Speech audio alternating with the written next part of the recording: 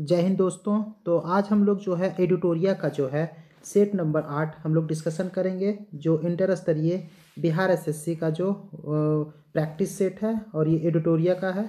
तो आज तक हम लोगों ने 7 जो है सेट डिस्कशन कर चुके हैं। तो फिर चलते 8वें की ओर बढ़ते हैं। 8वां क्वेश्चन का जो 8वां सेट का पहला नंबर क्वेश्चन जो पूछा गया है संविधान से रिलेटेड है। तो पहला क्वेश्चन है, संविधान सभा के गठन में प्रांतों का प्रतिनिधित्व करने वाले सदस्यों को निर्वाचित किया गया था। तो किसके द्वारा निर्वाचित किया गया था? तो इसका जो दिया गया है, तत्कालीन गवर्नर जनरल के द्वारा नामित किया गया था, मुस्लिम लीग एवं भारतीय राष्ट्रीय कांग्रेस द्वारा चयनित थे, प्रांतों के विधानसभा द्वारा निर्वाचित थे, प्रांतों के लोगों के द्वारा निर्वाचित थे। तो इसका जो राइट आंसर कौन सा हो जाएगा? तो ऑप्शन नंबर सी हो जाएगा। तो संविधान सभा का जो गठन हुआ था कैबिनेट मिशन के तहत 1946 के सुझाव के तहत किया गया था। तो चलते दूसरे क्वेश्चन की ओर बढ़ते हैं। दूसरा क्वेश्चन में पूछा गया है कि विश्व में सर्वप्रथम लिखित संविधान का प्रारंभ किस देश में हुआ था? लिखित संविधान का प्रारंभ किस देश में हुआ था? ब्रिटेन, भारत, रूस या फिर अमेरिका? तो इसका जो राइट आंसर कौन सा हो जाएगा? तो लिखित संविधान जो बना था सबसे पहले अमेरिका की देन है। जो कब बना था? तो 1788 में बनाया गया था। सबसे बड़ा संविधान किसका है? तो हमारा प्यारा भारत का सबसे बड़ा संविधान है। तो इसकी ओर चलते 3 में पूछा गया है, 73वां संविधान संशोधन कब लागू हुआ था? 73वां संविधान संशोधन कब लागू हुआ था? जो किससे संबंधित था? तो पंचायती राज से संबंधित था। कब? 21 अप्रैल 1992, 20 अक्टूबर 1993, 24 अप्रैल 1993, 20 अक्टूबर 1992 कब लागू किया गया था? तो इसका जो राइट आंसर कौन सा हो जाएगा? 24 अप्रैल 1993 को ये लागू किया गया था। उसके बाद 4 में पूछा गया है, द्विस्तरीय पंचायती राज व्यवस्था की सिफारिश किस समिति ने की थी? द्विस्तरीय किसने की थी? बलवंत राय मेहता समिति, अशोक मेहता समिति, LM सिंघवी समिति, सरकारिया आयोग। तो किसका इसका जो राइट आंसर कौन सा हो जाएगा?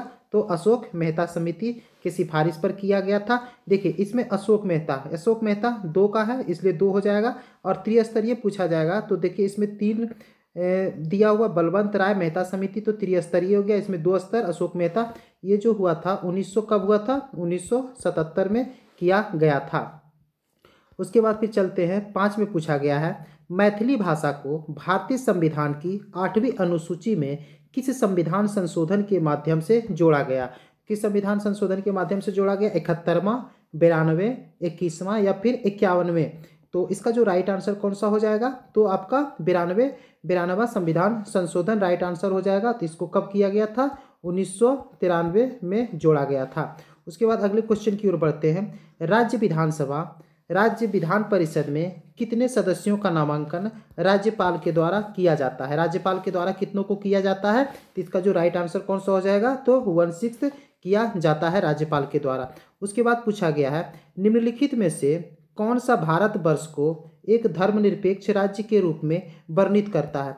कौन सी जो बात करता है धर्मनिरपेक्ष की बात करता है? मौलिक अधिकार, 9वीं अनुसूची, मौलिक कर्तव्य, संविधान की प्रस्तावना। तो इसका जो राइट आंसर कौन सा हो जाएगा? तो संविधान की प्रस्तावना को धर्मनिरपेक्ष राज्य के रूप में वर्णित करता है। और ये बोला गया है कि भारतीय संविधान की प्रस्तावना में 42वां संविधान संशोधन 1976 के द्वारा पंथ निरपेक्ष एवं अखंडता शब्द को जोड़ा गया था। तो इस तरह से 7 के बाद 8वें की ओर बढ़ते हैं। 8वें में पूछा गया है, केंद्र शासित प्रदेश के मुख्यमंत्री जहां पर इस तरह का प्रावधान है किसके द्वारा नियुक्त किए जाते हैं? केंद्र शासित प्रदेश के मुख्यमंत्री जहां पर इस तरह के प्रावधान है किसके द्वारा नियुक्त किए जाते हैं? राष्ट्रपति, प्रधानमंत्री, उपराष्ट्रपति, उपराज्यपाल, लेफ्टिनेंट गवर्नर। तो इसका जो राइट आंसर कौन सा हो जाएगा? तो राष्ट्रपति के द्वारा वहाँ के जो मुख्यमंत्री को क्या किया जाता है? नियुक्त किया जाता है। उसके बाद 9 में बोला गया है, अशोक के काल में पाटलिपुत्र निम्नलिखित में से किस प्रांत की राजधानी थी? किस प्रांत की राजधानी थी? अवंती, उत्तरापथ, कलिंग प्रांत या फिर प्राची प्रांत? तो इसका जो राइट आंसर कौन सा हो जाएगा? तो आपका प्राची प्रांत की राजधानी थी पाटलिपुत्रा। उसके बाद सिंधु सभ्यता के किस स्थल से स्वास्तिक चिन्ह मिला है? कहाँ से स्वास्तिक चिन्ह मिला है? धौलावीरा, हड़प्पा, रोपड़ या फिर मोहनजोदाड़ो? तो इसका जो राइट आंसर कौन सा हो जाएगा? आपका हड़प्पा से मिला है, स्वास्तिक चिन्ह का निशान मिला है। उसके बाद बोला गया है इसमें कि कौन से जो है सुमेलित इसमें किया गया है, तो कौन सा सुमेलित है। तो फिर चलते हैं विनय पिटक, सुत पिटक, अभी धम्म पिटक। तो इसमें कौन सुमेलित है, तो इसमें देखते हैं। तो विनय पिटक बौद्ध मत की दार्शनिक व्याख्या से सुमेलित ये नहीं है। सूत पिटक जो है, तो आपका जो राइट आंसर सूत पिटक से संबंधित है। सूत पिटक जो है बौद्ध धर्म के सिद्धांतों का उल्लेख करता है। तो आपका right answer option number B, आपका राइट आंसर 11 का बी आपका राइट आंसर हो जाएगा। इस तरह से चलते 12वें क्वेश्चन की ओर। 12वें क्वेश्चन में पूछा गया है, पूर्व मध्यकाल में कन्नौज के लिए त्रिपक्षीय संघर्ष में किस दक्षिण भारतीय राज्य ने भाग लिया था। त्रिपक्षीय संघर्ष जो हुआ था, तो किसने किसने भाग लिया था। चोल, राष्ट्रकूट, पल्लव या फिर चालुक्य ने। तो किसने इसमें से भाग लिया था, तो आपका राष्ट्रकूट ने इसमें भाग लिया था। उसके बाद 13 में चलते हैं। इल्तुतमिश में बिहार में अपना प्रथम सूबेदार किसे नियुक्त किया था। इल्तुतमिश ने किसे नियुक्त किया था। मलिक अलाउद्दीन जानी, एवाज, अलीमर्दान, अभी मलिक इब्राहिम। तो इसका जो राइट आंसर कौन सा हो जाएगा, मलिक अलाउद्दीन जौनी। मलिक अलाउद्दीन जौनी को किया गया था सूबेदार नियुक्त। इल्तुतमिश ने किया था कब, तो 1225 में किया था। उसके बाद 12 के बाद 13 की ओर बढ़ते हैं। उसके बाद बोला गया है, मध्यकाल में कश्मीर के किस शासक ने कश्मीर में जजिया कर हटा दिया तथा गौ हत्या निषिद्ध कर दिया था। तो किसने किया था, तो इसका देखते हैं। सुहादेव, सिकंदर शाह, जैनुल आबिदीन, सिहाबुद्दीन अहमद। तो इसका जो राइट आंसर कौन सा हो जाएगा, तो जैनुल आबिदीन। इसको कश्मीर का अकबर के नाम से भी जाना जाता है। जैनुल आबिदीन को तो कश्मीर का अकबर के नाम से भी जाना जाता है। तो 15 नंबर में पूछा गया है, डेनिश ईस्ट इंडिया कंपनी डेन ने भारत में अपनी प्रथम फैक्ट्री कहाँ स्थापित की थी। डेनिश ईस्ट इंडिया कंपनी ने कहाँ अपनी फैक्ट्री स्थापित की थी।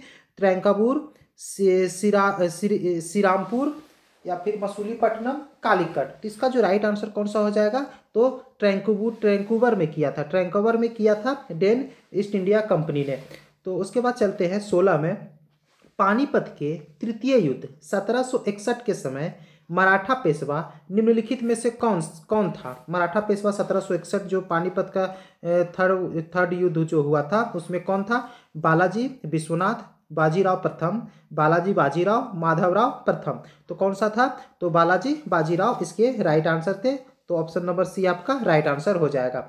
उसके बाद 17 में चलते हैं। निम्न में से कौन कैबिनेट मिशन का सदस्य नहीं था। कैबिनेट मिशन का सदस्य कौन था। A B Alexander, Lord Pethick Lawrence, Stafford Cripps या फिर लॉर्ड बेबल। तो कौन नहीं था, तो ऑप्शन नंबर डी आपका राइट आंसर हो जाएगा। लॉर्ड बेबल जो थे इसके सदस्य नहीं थे। तो जो कैबिनेट मिशन कब बना था, तो 1946 में बनाया गया था।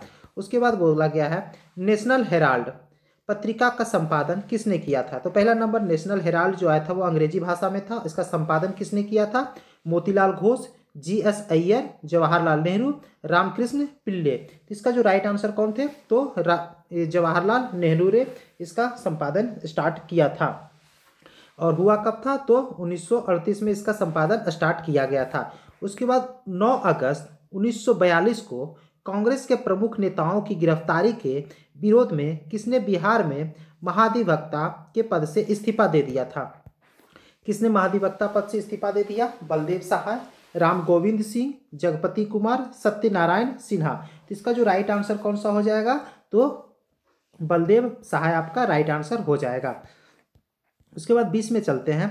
प्रसिद्ध कविता बटोहिया, कविता का नाम क्या, बटोहिया, निम्नलिखित में से किसकी प्रसिद्ध रचना है। तो किसने इसको लिखा था, उसको मनोरंजन प्रसाद सिन्हा, मोहनलाल महतो, रघुवीर नारायण, शिवपूजन सहाय।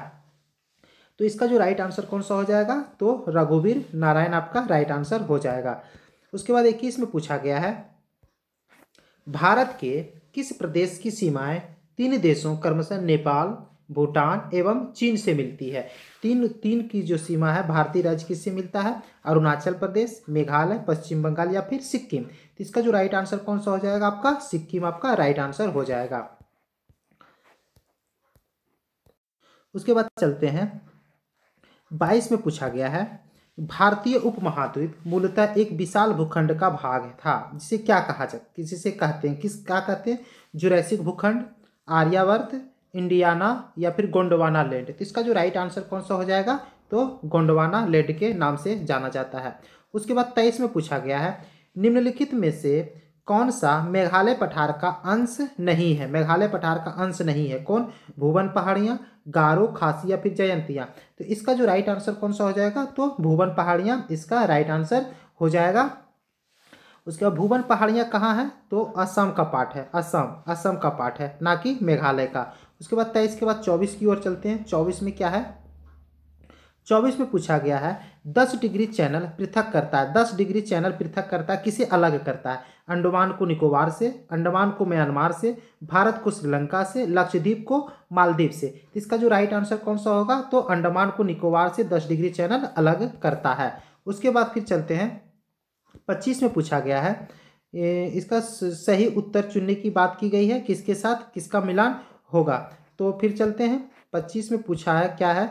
बिष्ट दोआब, बारी दोआब, रचना दोआब, चाज दोआब। तो इसका देखते हैं बिष्ट दोआब किससे संबंधित है? तो बिष्ट दोआब जो है ब्यास और सतलज से संबंधित है। और बारी दोआब जो आता है, बारी दोआब जो हो गया वो रावी और ब्यास से संबंधित है। रचना दोआब किसके है?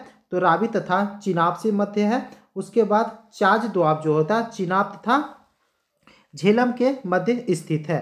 तो इस तरह इसका जो राइट आंसर कौन सा हो जाएगा? तो आपका 3, 2, 1 और 4 हो जाएगा। तो देखते हैं 3, 2, 1 और 4 किस में है? 3, 2, 1 और 4 ऑप्शन नंबर ए आपका राइट आंसर हो जाएगा।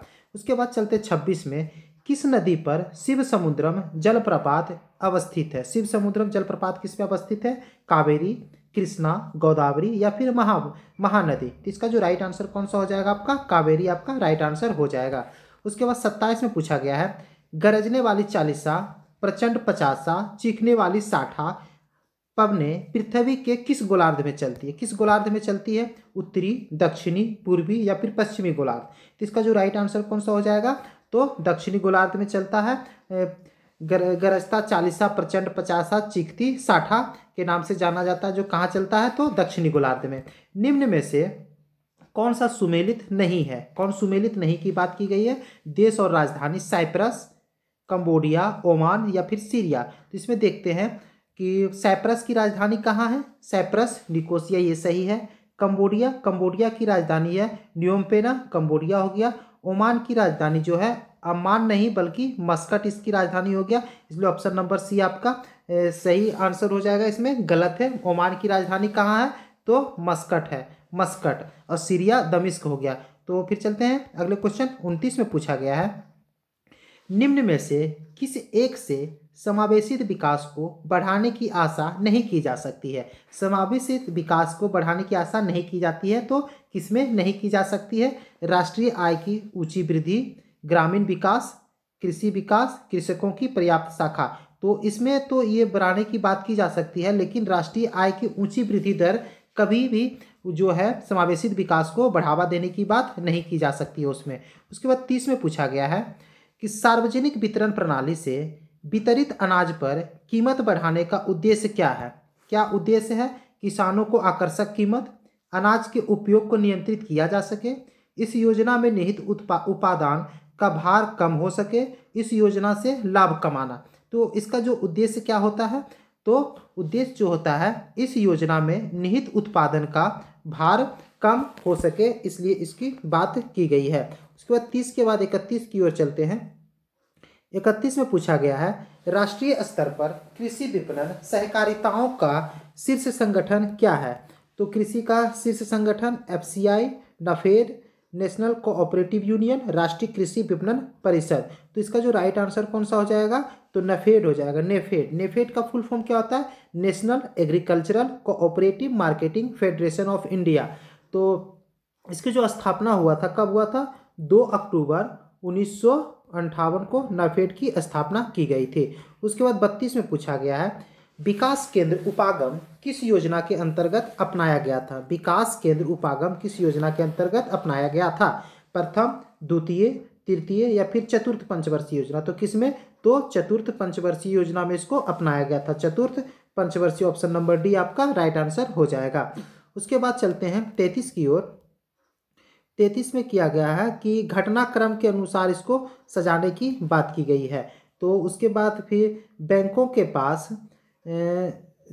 मांग जमा, बैंकों के पास सावधिक जमा, बैंकों के पास बचत जमा या फिर करेंसी, इन परिसंपत्तियों का तरलता के घटते क्रम में, मतलब कैसे कैसे इसकी तरलता है उसके घटते क्रम में सबसे ज़्यादा किसका है, सबसे उसके बाद सबसे, तो सबसे पहला हो जाएगा करेंसी। पहले करेंसी हो जाए 1 नंबर में, उसके बाद इसको 2 नंबर में बैंकों के पास मांग जमा होता है, फिर तीसरा नंबर में ये हो जाएगा, और चौथा नंबर में आपका ये हो जाएगा। इस तरह जो होगा 4 1 3 2, 4 1 3 2, देखते हैं किसमें है 4 1 3 2, तो राइट ऑप्शन नंबर डी हो जाएगा।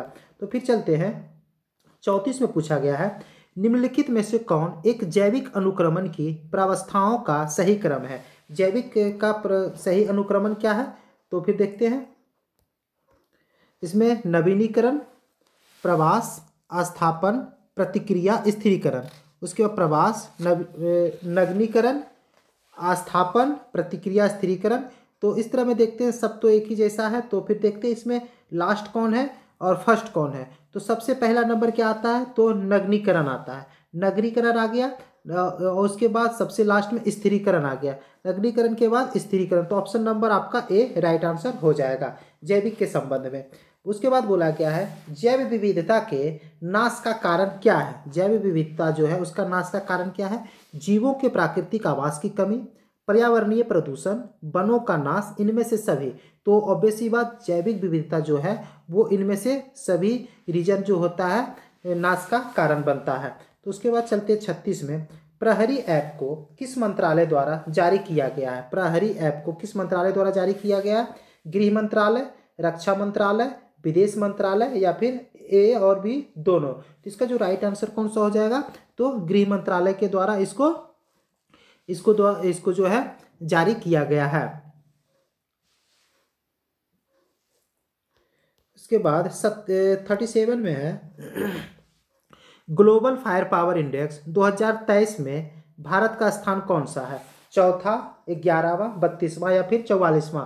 तो कौन सा है, तो fourth rank global power index में भारत का जो है 4th रैंक है 2023 के अनुसार। इस तरह से चलते हैं। उसके बाद बोला डस्ट लीग 2023 सैन्य अभ्यास का आयोजन कहाँ किया गया है। तो कहाँ किया गया, डस्ट लीग जो भारत और उज्बेकिस्तान के बीच होता है, और उत्तराखंड, गोवा, लद्दाख, हिमाचल प्रदेश। तो इसका जो राइट आंसर कहाँ से हुआ था, तो उत्तराखंड में इसका आयोजन किया गया था। उसके बाद केंद्रीय सतर्कता आयोग CBC के नए अध्यक्ष कौन बने हैं। CBC के नए अध्यक्ष कौन बने, अरुण मिश्रा, प्रवीण कुमार श्रीवास्तव, राजीव कुमार, अनिल चौहान। तो इसका जो राइट आंसर कौन सा हो जाएगा, तो प्रवीण कुमार श्रीवास्तव आपका राइट आंसर हो जाएगा। उसके बाद 40 में देखते हैं, भारत वन स्थिति रिपोर्ट 2021 के अनुसार 2019 की तुलना में कितना किलोमीटर वन आवरण में वृद्धि हुई है। कितना वन आवरण में वृद्धि हुई है, 1540 वर्ग किलोमीटर, 1642 वर्ग किलोमीटर, 1764 वर्ग किलोमीटर, 1820 वर्ग किलोमीटर। तो इसका जो राइट आंसर कौन सा हो जाएगा, तो 1540 वर्ग किलोमीटर आपका राइट आंसर हो जाएगा। उसके बाद पूछा गया है 32वां बिहारी पुरस्कार से किसे सम्मानित किया गया है। 32वां बिहारी पुरस्कार से किसे सम्मानित किया गया, मधु कांकरिया, माधव हाडा, असगर वजाहत, शिव शंकरी। इसका जो राइट आंसर कौन सा हो जाएगा, तो माधव हाडा को दिया गया है। उसके बाद बोला गया पद्म भूषण 2023 से कुल कितने व्यक्तियों को सम्मानित किया गया। पद्म भूषण की बात की गई है, 6, 7, 8 या फिर 9। तो इसका जो राइट आंसर कौन सा हो जाएगा, तो आपका 9 इसका राइट आंसर हो जाएगा। उसके बाद बोला है अंतर्राष्ट्रीय आयुर्वेद सम्मेलन 2023 का आयोजन कहाँ किया गया है। अंतर्राष्ट्रीय आयुर्वेद सम्मेलन 2023 का आयोजन कहाँ किया गया है, हरिद्वार, बनारस, चमोली या फिर पटना। तो इसका जो राइट आंसर कौन सा हो जाएगा, तो हरिद्वार आपका राइट आंसर हो जाएगा। उसके बाद चलते हैं, प्रथम महिला प्रीमियर लीग में ऑरेंज कैप का खिताब किसने जीता। प्रथम महिला और प्रीमियर लीग WPL 2023 में ऑरेंज कैप किसने जीता, Hayley Matthews, Meg Lanning, Harmanpreet Kaur, कोई नहीं। तो इसका जो राइट आंसर कौन सा हो जाएगा, मेग लैनिंग हो जाएगा। ऑप्शन नंबर बी आपका राइट आंसर हो जाएगा। उसके बाद प्रसिद्ध पुस्तक नालंदा के लेखक कौन है। नालंदा जो किताब का एक नाम है, उसके लेखक कौन, शांतनु गुप्ता, अभय के, अनुराग बेहर, मेघनाथ शर्मा। तो इसका राइट आंसर कौन सा हो जाएगा, अभय के हो जाएगा। अभय के आपका राइट आंसर हो जाएगा। तो विश्व कपास दिवस प्रतिवर्ष कब मनाया जाता है। विश्व कपास दिवस प्रति वर्ष कब मनाया जाता है? 5 अक्टूबर, 7 अक्टूबर, 12 नवंबर या फिर 26 सितंबर। इसका जो राइट आंसर कौन सा हो जाएगा? तो 7 अक्टूबर आपका राइट आंसर हो जाएगा। उसके बाद रिलायंस की जियो मार्ट ने किसे अपना ब्रांड एम्बेसडर बनाया है? जियो मार्ट ने किसे अपना ब्रांड एम्बेसडर बनाया? गौतम गंभीर, विराट कोहली, MS धोनी, रोहित शर्मा। तो किसको बनाया है? तो MS धोनी को, कैप्टन कूल को बनाया गया है। उसके बाद बोला गया है 48 में, हाल ही में किस राज्य के याक चुरपी की को GI टैग मिला है? याक चुरपी GI टैग किसे मिला? किस राज्य को? असम, अरुणाचल प्रदेश, कर्नाटक या फिर मणिपुर। तो इसका जो राइट आंसर कौन सा हो जाएगा? तो अरुणाचल को GI टैग दिया गया है। सुर सरोवर पक्षी विहार कहाँ स्थित है? सुर सरोवर पक्षी विहार प्रतापगढ़, रायबरेली, बलिया या फिर आगरा। तो इसका जो राइट आंसर कौन सा हो जाएगा? सुर सरोवर कहाँ है? तो आगरा में स्थित है। इस तरह से 50वां में चलते हैं। इनमें से कौन सी नदी गंगा में उत्तर दिशा में आकर मिलने वाली नदी है? कौन सी है? गंगा, फल्गु, उसके बाद कोसी, बूढ़ी गंडक सोन, बागमती, कर्मनासा। तो इसका जो राइट आंसर कौन सा आपका हो जाएगा? तो ऑप्शन नंबर बी, कोसी और बूढ़ी गंडक आपका राइट आंसर हो जाएगा, जो कि गंगा में उत्तर दिशा की ओर आकर मिल जाती है। उसके बाद पूछा गया है निम्नलिखित में से ऐसे सामग्री का चयन करें जो जल में पूरी तरह से घुलनशील हो। जो जल में पूरी तरह से घुलनशील हो। फिटकिरी, तेल, बुरादा या फिर कीचड़। तो कौन सा हो जाएगा? तो सबसे घुलनशील कौन सा होता है? तो फिटकिरी जल में जो है वो घुलनशील हो जाता है। उसके बाद फिर चलते 52 में बढ़ते हैं। निम्नलिखित में से किस द्रव में लोहे की कील रखे जाने पर वह अपनी चमक खो देगा और सुस्त दिखाई देने लगेगा? तो कौन सा ऐसा हो जाएगा? शीतल पेय में, सरसों का तेल, नारियल का तेल या फिर मिट्टी का तेल। तो इसका जो राइट आंसर कौन सा हो जाएगा? तो शीतल। कोल्ड ड्रिंक्स में जो है आप जो है लोहे की कील जब डालेंगे तो वो अपना चमक और खो देगा और सुस्त दिखाई पड़ने लगेगा। उसके बाद सिंथेटिक फाइबर को क्या कहा जाता है? सिंथेटिक फाइबर को क्या कहा जाता है? रेयान फाइबर, मानव निर्मित फाइबर, प्राकृतिक फाइबर, सामूहिक फाइबर। तो इसका जो राइट आंसर कौन सा हो जाएगा? तो मानव निर्मित आपका राइट आंसर हो जाएगा। उसके बाद बोला जाता है प्लास्टर ऑफ पेरिस रासायनिक रूप से क्या कहलाता है? प्लास्टर ऑफ पेरिस रासायनिक रूप से क्या कहलाता है? Calcium oxide, calcium carbonate, calcium sulphate hemihydrate, इनमें से कोई नहीं। इसका जो राइट आंसर कौन सा हो जाएगा? तो ऑप्शन नंबर सी हो जाएगा, plaster of Paris calcium sulphate hemihydrate आपका राइट आंसर हो जाएगा। उसके बाद चलते हैं रासायनिक परिवर्तन का एक उदाहरण है। रासायनिक परिवर्तन का क्या एक उदाहरण है?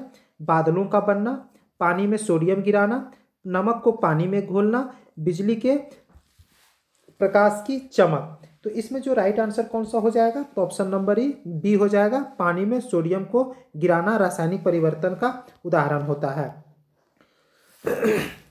उसके बाद फिर 56 में बोला गया है मिश्र धातु में किस पदार्थ के संयोग से निष्कलंक इस्पात अचुंबकीय हो जाता? अचुंबकीय मतलब उसके चुंबक का जो गुण खत्म हो जाता है। तो क्रोमियम, निकेल, कार्बन या फिर जस्ता। तो आपका राइट आंसर कौन सा हो जाएगा? आपका निकेल आपका राइट आंसर हो जाएगा। 56 के बाद बोला गया 57 में मिट्टी के तेल में किस धातु का भंडारण होता है? मिट्टी के तेल में किसका भंडारण होता है? सोडियम, कैल्शियम, फास्फोरस या फिर सल्फर। तो इसका जो राइट आंसर कौन सा हो जाएगा? तो सोडियम को रखा जाता है किसमें? मिट्टी के तेल में। उसके बाद बोला गया है 58 में कि निम्नलिखित में से किसमें प्रोटॉनों की संख्या समान है? प्रोटॉनों की संख्या किसमें समान है? Isobars, isotope, isotones, iso electronic. इसका जो राइट आंसर कौन सा हो जाएगा आपका? तो आइसोटोप। आइसोटोप में जो होता है इसमें प्रोटॉनों की संख्या समान हो जाता है। ऑप्शन नंबर बी आपका राइट आंसर हो जाएगा। निम्नलिखित परमाणु मॉडलों को उनके कलानुक्रमिक क्रम में व्यवस्थित करने की बात की गई है। मतलब रदरफोर्ड परमाणु मॉडल कब ये परमाणु मॉडल दिया गया है? तो ठीक ना, तो इसमें देखते हैं। तो पहला नंबर जे थॉमसन ने जो बात की थी, थॉमसन मॉडल जो आया था 1897 में आया था, 1897 में आया था। और उसके बाद फिर बोला गया है प्रोटॉन की मॉडल जो खोज हुआ, रदरफोर्ड की जो बात की गई है, रदरफोर्ड वाला जो बात हुआ है कब हुआ था? 1911 में हुआ था। और उसके जो लास्ट है बोर मॉडल 1913 में आया था। इस तरह से इसका जो राइट आंसर कौन सा हो जाएगा? ऑप्शन नंबर सी 2, 1 और 3 आपका राइट आंसर हो जाएगा। उसके बाद बोला गया है कोशिकाओं में गैसीय विनिमय किसके द्वारा होता है। गैस का विनिमय जो होता है, गैसियस एक्सचेंज जो होता है वो किसके कारण, परासरण, विसरण, एक्सोसाइटोसिस, एंडोसाइटोसिस। तो इसका जो राइट आंसर कौन सा हो जाएगा, तो ऑप्शन नंबर बी विसरण आपका राइट आंसर हो जाएगा। समसूत्री विभाजन के बाद बनने वाले संतति कोशिकाओं की संख्या कितनी है, कितनी हो जाती, 1, 2, 4 या फिर 8 हो जाता है। तो ऑप्शन नंबर बी आपका राइट आंसर हो जाएगा। उसके ओजोन छिद्र का अर्थ क्या है, ओजोन छिद्र का अर्थ समताप मंडल में छेद, ओजोन की सांद्रता में कमी, ओजोन की सांद्रता में वृद्धि, ओजोन की समान सांद्रता। इसका जो राइट आंसर कौन सा हो जाता है, तो ओजोन की सांद्रता में कमी हो जाता है, ओजोन की सांद्रता में कमी हो जाता है। उसके बाद 63 में निम्नलिखित में से कौन प्राथमिक ईंधन है, प्राथमिक ईंधन कौन सा है, पेट्रोल, डीजल, मेथनॉल, प्राकृतिक गैस। इसका जो राइट आंसर कौन सा हो जाएगा आपका, प्राकृतिक गैस आपका राइट आंसर हो जाएगा। उसके बाद फिर चलते हैं 64 में। 64 में पूछा गया है कि कार्बन डाइऑक्साइड को ग्रीन हाउस गैस कहा जाता है, क्यों कहा जाता है इसको। पौधों की वृद्धि बढ़ाने के लिए ग्रीन हाउस में उपयोगी, गर्मी के लिए पारदर्शी लेकिन सूरज की रोशनी को फंसाता है, सूर्य के प्रकाश के लिए पारदर्शी लेकिन गर्मी को फंसाता है, सूर्य की रोशनी और गर्मी दोनों के लिए पारदर्शी है। तो क्यों कहा जाता है इसको कार्बन डाइऑक्साइड को ग्रीन हाउस गैस। इसका जो राइट आंसर कौन सा हो जाएगा, तो सूर्य के प्रकाश के लिए पारदर्शी लेकिन गर्मी को फंसाता है। तो ऑप्शन नंबर सी आपका राइट आंसर हो जाएगा। उसके बाद फिर चलते हैं 65 शरीर में कौन सा हार्मोन स्राव पुरुषों में मूछ और दाढ़ी के विकास के लिए उत्तरदायी होता है। कौन सा हार्मोन होता है जिसको पुरुषों में मूछ और दाढ़ी का विकास करता है, प्रोजेस्टेरोन, एस्ट्रोजन, इंसुलिन या फिर टेस्टोस्टेरोन। इसका जो राइट आंसर कौन सा हो जाएगा, तो टेस्टोस्टेरोन आपका राइट आंसर हो जाएगा। उसके बाद 66 निम्नलिखित में से कौन सा जीव विखंडन विधि द्वारा प्रजनन करता है। विखंडन विधि के द्वारा कौन प्रजनन करता है, राइजोपस और पेनिसिलियम, स्पाइरोगायरा, हाइड्रा और अमीबा, पैरामीशियम और प्लाज्मोडियम। इसका जो राइट आंसर कौन सा हो जाएगा, तो स्पाइरोगायरा। ऑप्शन नंबर बी जो हो गया, विखंडन के द्वारा कौन करता है, स्पाइरोगायरा करता है। उसके बाद फिर चलते हैं 67 समतल दर्पण।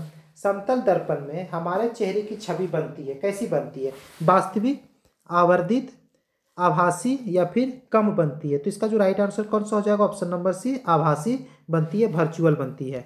उसके वस्तु के प्रकाश के गुजरने की घटना क्या कहलाती है, परावर्तन, अपवर्तन, प्रकीर्णन, पूर्ण आंतरिक परावर्तन। तो इसका जो राइट आंसर कौन सा हो जाएगा, तो अपवर्तन हो जाएगा, रिफ्रैक्शन आपका राइट आंसर हो जाएगा।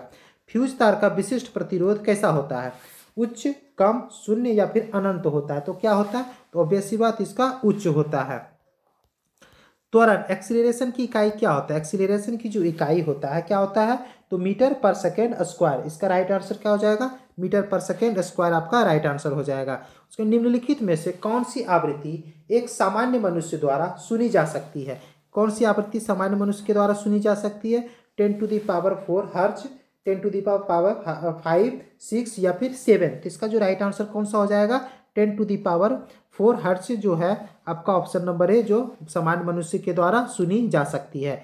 यदि पृथ्वी का गुरुत्वाकर्षण बल अचानक गायब हो जाता है तो निम्न में से कौन सा सही है। अगर पृथ्वी का गुरुत्वाकर्षण बल जो है वो एकाएक गायब हो जाए तो क्या होगा, वस्तु का भार शून्य हो जाएगा, वस्तु का द्रव्यमान शून्य हो जाएगा, द्रव्यमान और भार दोनों शून्य हो जाएगा, ना तो भार और ना ही द्रव्यमान शून्य होगा। तो इसका जो राइट आंसर कौन सा हो जाएगा, तो वस्तु का जो द्रव्य भार जो होता है वो शून्य हो जाएगा, option number A right answer हो जाएगा। उसके बाद पादप कोशिका की कोशिका भित्ति मुख्य रूप से बनी होती, किसकी बनी होती, पादप, सेलुलोज, कोलेस्ट्रॉल, ग्लिसरॉल या फिर डेक्स्ट्रीन। तो इसका जो राइट आंसर कौन सा हो जाएगा, तो ये सेलुलोज की बनी होती है। तो उसके बाद 74 में देखते हैं, 74 में क्या पूछा गया है। तो आज हमारे डिस्कशन का जो सेकेंड लास्ट क्वेश्चन है ये दोस्तों, तो जरूर डिस्कशन बताएंगे कि कैसा लगा आपको।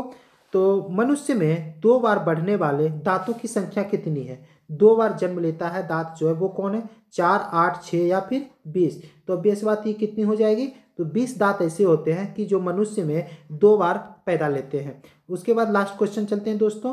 तो भोजन का रासायनिक पाचन शुरू होता है, कहाँ से शुरू होता है रासायनिक पाचन, मुंह, गला, पेट, छोटी आंत। इसका जो राइट आंसर कौन सा हो जाएगा, तो रासायनिक पाचन जो है हमारे मुंह से ही शुरू होता है। तो इस तरह से दोस्तों आज हम लोग का सेट नंबर 8 जो है डिस्कशन खत्म हुआ।